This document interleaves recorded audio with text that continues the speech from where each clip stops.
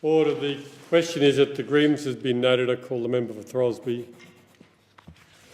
Thank you, Deputy Speaker. Over the last decade, Deputy Speaker, we've heard the term job snobs being applied as a pejorative to workers who are apparently able to take on a job but are unwilling to move to a region to take up that job or to take up an employment opportunity that may exist within the place that they live. It implies that somebody is unwilling to do a job that they are more than capable of doing. Deputy Speaker, today I rise to point to a significant risk for the mining sector. If mining companies are to escape the tag of being job snobs themselves, then they must do everything within their power to ensure that Australian workers who are ready, who are willing, who are able to take up employment in the resources sector, in the booming mining developments in Western Australia and in Queensland, are given first choice in taking up those jobs. Deputy Speaker, for the last 4 years, the mining industry has well and truly dominated the political and economic landscape. It's the sector which is driving new investment. There's over $500 billion in investment in development or expansion of mines. Employment's growing. While it still makes up only a relatively small proportion of the overall workforce, it is expanding rapidly. For example, in my own region, employment in the coal mining sector has increased at around 12.6% over the same period. I note when mines were being told by the Leader of the Opposition that they were all going to close down, coal production's actually increased by 14% in the last 12 months in my region alone. Deputy Speaker, the debate over the return to taxpayers on the exploitation of those mineral resources has also gripped this place. I'm very pleased to see that our proposal for the Minerals Resources Rent Tax is now passed into law, and Australians will have the opportunity to ensure that for generations to come they'll reap the benefits of the mining boom, long after the last bucket of dirt has been exported off our shores. Deputy Speaker, the mining and the resources boom is the single cause of our high Australian dollar, the force which has made our non-mine exports less competitive, but at the same time our imports significantly cheaper.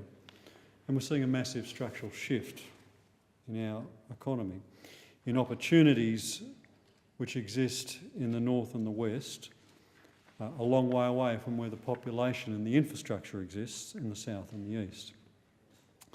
More recently, Deputy Speaker, the mining industry has been in the foreground over the issue of the use of foreign employees to work in the massive mining developments that are occurring in Western Australia and Queensland. Deputy Speaker, I've given qualified support to the notion of enterprise migration agreements, but this support, like the support of the Australian community for these agreements, could well flounder on the willingness of the mining sector to do the right thing by Australia and the Australian people. The mining industry quite simply has an obligation to the Australian community to ensure that it is employing locals, and what's more, to ensure that it is training locals, whether they be locals that are employed or locals that may be able to be employed in those mining developments. Deputy Speaker, I'm quite tired on the one hand of being told that there is work for anyone who is able, because I am sick of hearing people coming up to me in my electorate saying that this is simply not true, because they have made numerous applications for jobs in the mining sector only to have either been rejected or to have heard no response whatsoever. People like Anthony Spragic, a 21-year-old person who has just completed a 4-year apprenticeship at BlueScope. Because of the troubles in that business, he's now looking for a job. He's made over 200 applications to mining companies. He's very well qualified, well thought of, has excellent referees. but has either not heard back, or when he has heard back, he's been looked over and told that he's not suitably qualified.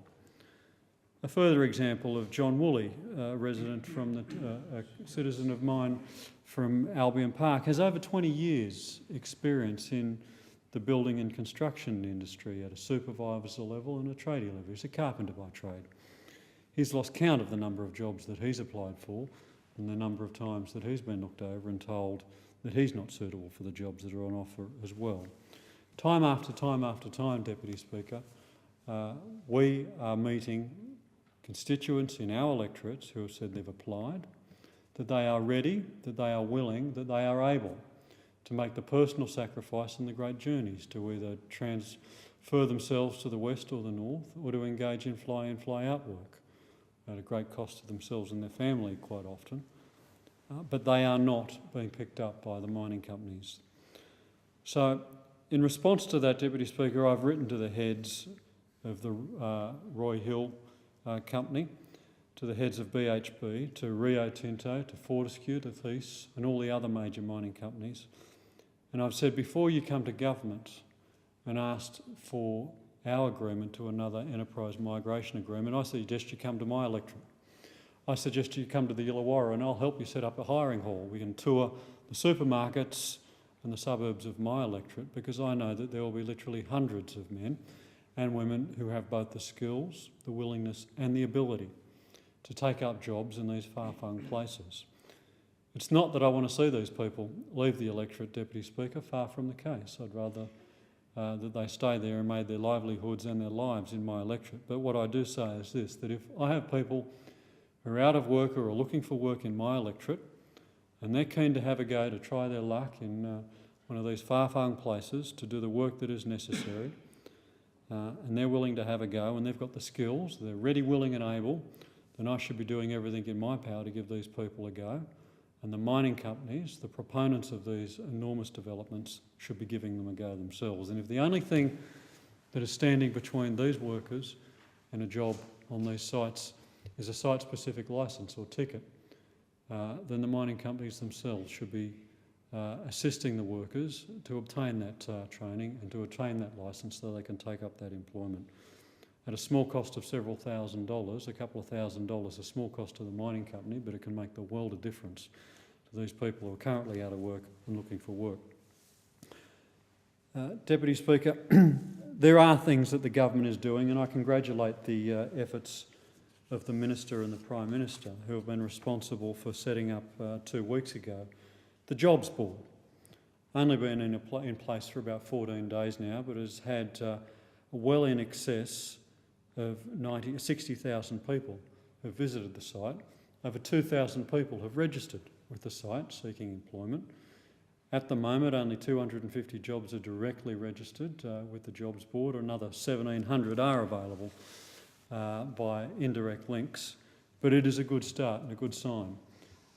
It's a little bit unfortunate, Deputy Speaker, if we were facing this situation a decade ago, it wouldn't be an online site that people would be going to. It would be something called the Commonwealth Employment Service, a body that once had both the expertise and the reach and the capacity to deal with exactly this sort of situation, how you connect people who are out of work in one part of the country with job opportunities that exist in another.